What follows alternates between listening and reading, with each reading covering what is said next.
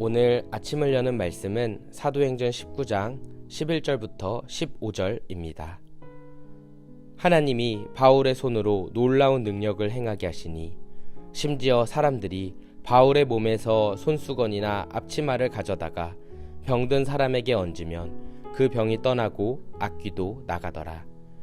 이에 돌아다니며 마수라는 어떤 유대인들이 시험 삼아 악귀 들린 자들에게 주 예수의 이름을 불러 말하되 내가 바울이 전파하는 예수를 의지하여 너희에게 명하노라 하더라.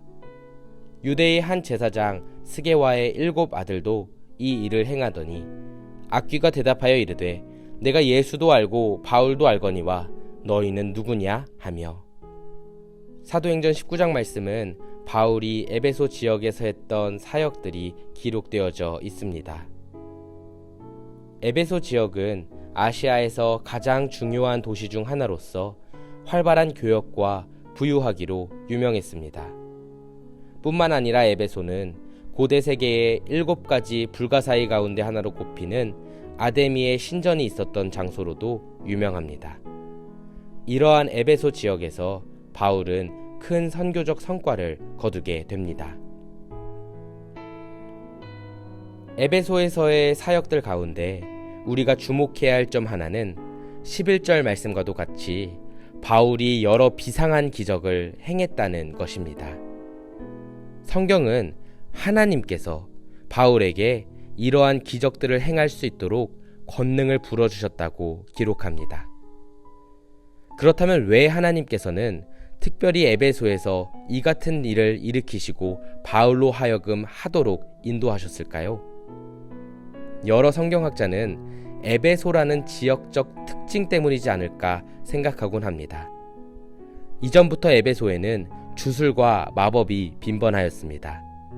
그래서 마치 하나님께서 모세로 하여금 애굽 땅의 주술사들과 신들을 꺾어 이기게 하셨듯 바울을 통해서도 각종 주술사와 대적하게 하시고 여러 이방 우상들과는 비교할 수 없이 크신 살아계신 하나님이심을 드러내기 위해 이같이 하지 않았을까 추측하곤 합니다.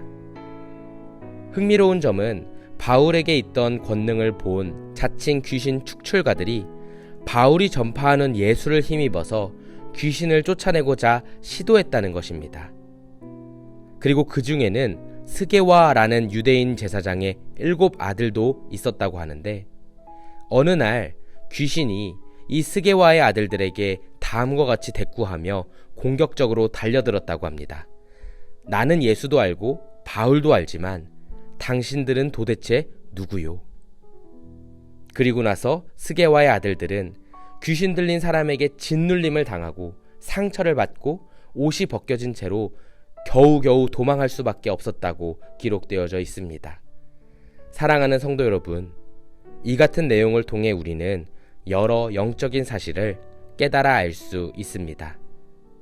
첫 번째로는 성경은 귀신의 존재가 실존한다고 말한다는 것입니다.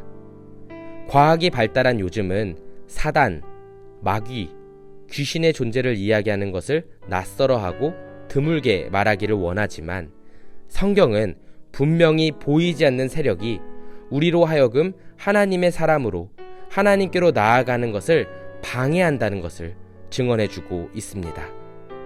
두 번째로는 내가 삼위일체 하나님에 대한 참된 믿음과 사랑 안에 거하고만 있다면 그 귀신의 존재는 두려움의 대상이 아니라는 것입니다. 성도는 예수의 이름 안에 있는 놀라운 권세로 인해 사단 마귀와 대적하여 승리할 수 있는 존재들입니다. 마치 바울과 같이 기도의 자리에서 예수 그리스도의 이름을 선포하며 나아갈 때 하나님께서는 우리와 함께 해주실 줄 믿습니다. 스게와의 7 아들은 예수님을 구주로 믿지도 않으면서 바울이 행하는 기적만을 추구하였습니다. 그러한 사람은 결코 대적하여 이길 수 없습니다. 왜냐하면 귀신이 그러한 사람의 속을 꿰뚫어 볼 줄 알기 때문입니다. 그러므로 이 시간 우리의 마음이 또 우리의 영혼이 예수로 충만히 있는지 그러한 주님의 크신 사랑 가운데 거하고 있는지 돌아보아야 하겠습니다. 마지막으로는 바울은 이 같은 권능을 통해서도 오직 하나님께만 영광 올려드리는 사람이었다는 것에 우리가 주목해야겠습니다. 17절, 18절 말씀을 보시면 에베소에 사는 모든 유대 사람과 그리스 사람에게 스게와의 7 아들 이야기가 전해지게 됩니다. 그러자 그들은 모두 두려워하고 주 예수의 이름을 찬양하며 많은 수가 신도가 되어 회개 운동이 일어났다고 전해집니다. 사랑하는 성도 여러분, 이처럼 참된 성도는 보이는 능력에 있지 않습니다. 사역 끝에 어떠한 열매를 맺었는지를 봐야만 하는 것입니다. 바울은 이러한 권능 속에서도 끝까지 자기 자신이 아닌 하나님을 드러내어 참된 영적인 열매를 에베소 땅에서 거두는 그런 칭찬받는 자였습니다. 바라기는 오늘 말씀을 묵상하는 가운데 우리가 하나님의 영광을 위해 하려고 하는 모든 선행과 복음 전파 속에 끝까지 마치 바울처럼 나 자신이 드러나지 않기를 기도하고 경계하며 살아가는 우리 모두가 되어지기를 소망합니다.